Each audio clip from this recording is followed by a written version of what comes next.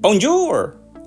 What up, players? It's Warboss here up in this mug. Let's take our miniature from this to this with some realistic, yummy red painting tidbits. I'm going to show you how to do fresh red application as well as some coagulated, clotted red juicy bits. And so stick around.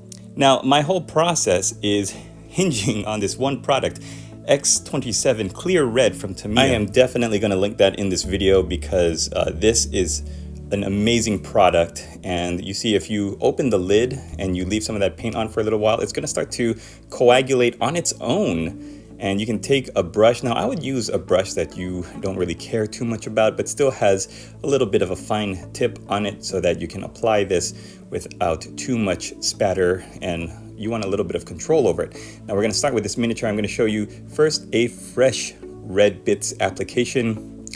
I think we might be far enough into the video where I won't get flagged for saying certain words. So, okay, when you're first painting on the fresh blood into the bottom of the helmet, you want to use the tip of your brush and a little bit of the red mixed with some acrylic black. I've got a tube here that I got from Walmart for like $3, and it's such a time saver to have this much black paint without worrying about it drying in the pot if I were to, say, use only Abaddon black. I got my wet palette here. I'm also going to link that in the video because it's super helpful to have. It keeps your paints usable and workable. So I'm going to be mixing mostly the red paint onto the wet palette, putting in a little bit of that black paint to simulate a little bit of that blood coagulation. But we're going to be taking mostly the red paint here and painting it on all of the leaky bits of this Imperial Fists helmet. Now, assuming that it's been freshly removed from its previous owner, I'm going to also be painting a little bit onto the tips of the power claws. Now, there is a bullet hole or something in the helmet at the top, so a little bit of fresh Tamiya Clear Red right there. But I'm also going to sprinkle and dab just a little bit of that black mixture in to show some surface texture variation, as Grimdark Compendium says, and give it a little bit of ooey gooiness. Now, on all of my flesh tabards, I like to do a mix of the clear red with some black paint dabbled on. And you see that what this does is create little clumps, little lines or veins of coagulated blood, and it just looks terrific once it's dried.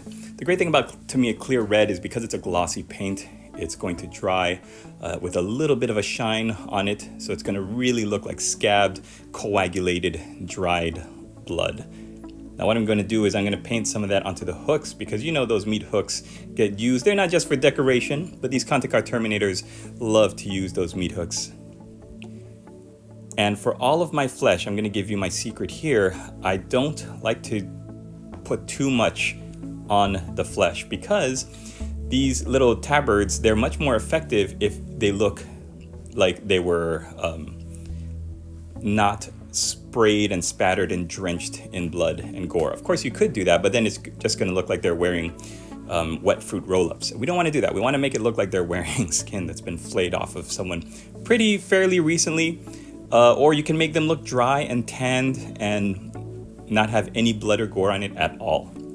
It really is up to you. But since this is a how to do blood and gore effects, then I want to show you the best way you can use it while still giving the impression that it is skin and not cloth.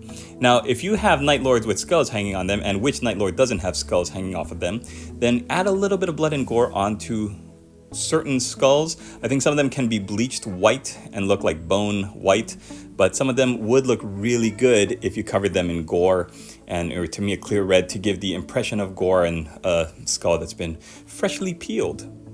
Now, how much or how little of this effect you use is really up to you. I'm showing you a different variety of models and applications, so you can decide for yourself, oh, that is actually more than I thought it would be. I don't think I'm going to use that much. Or you could say, oh, that actually looks pretty good. I'm going to use that much gore. And I mentioned this before in the beginning, but you want to make sure that all of the skin tabards are actually painted to the final degree before you do your Gore Effects. Don't do your Gore Effects while you're still in the process of painting. This is actually one of the last effects that I do on my miniatures because I want to make sure that I don't have to worry about touching up any of the paint in the surrounding areas. My skin tabard recipe is Bugman's Glow, Cadian Flesh Tone layered, then do a shade of Rakeland Flesh Shade, then highlight up with Cadian Flesh Tone and add a little bit of Rakarth Flesh. Now you can see this guy up here. I'm going to show you what it looks like to do a minimum amount of gore application. Just add a touch, just a little kiss. Because you want to make sure you see the shape of the actual arm. And I want people to see the amount of attention that I put into the highlighting and the shading of the arm. So a little bit of gore where it would naturally appear at the part where it's been lovingly removed from its previous owner. And then you can see that there are some nails that have been driven into the arm. So of course we're going to put a little bit of fresh Tamiya Clear Red there, as well as down here by the fingertips. This, like I said, is what it looks like to have most of the piece look like flayed skin or freshly torn off limbs and not have a ton of red gore effects.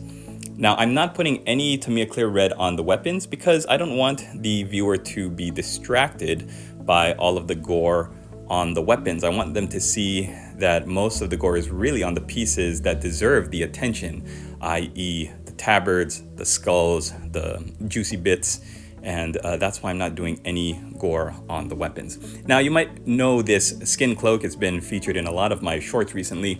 What I'm gonna do is actually not put any gore on the skin cloaks because there are all these faces with all these crazy expressions on them.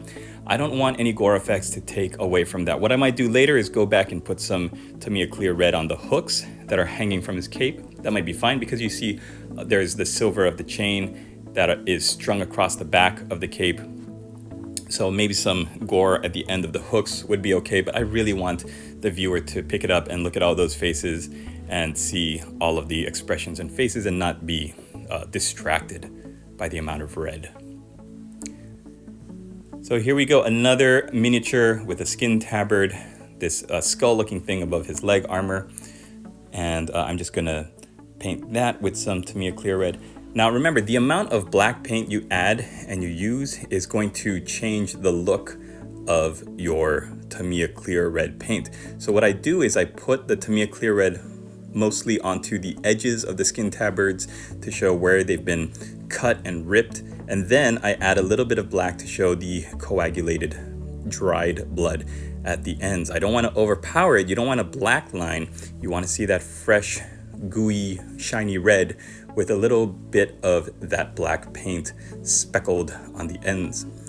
Again, we're gonna go to town on the back of the tabard, really slather on that Tamiya Clear Red, and that'll do it. Thanks so much for watching, you guys. You can see in the finished product here that it really does make a beautiful looking unit if you keep the blood and gore effects balanced with the rest of the miniature. You don't want to overpower the person who's looking at them, but you want them to say, that looks amazing, you need help, I'm gonna go home, please don't follow me. Like, subscribe, and comment.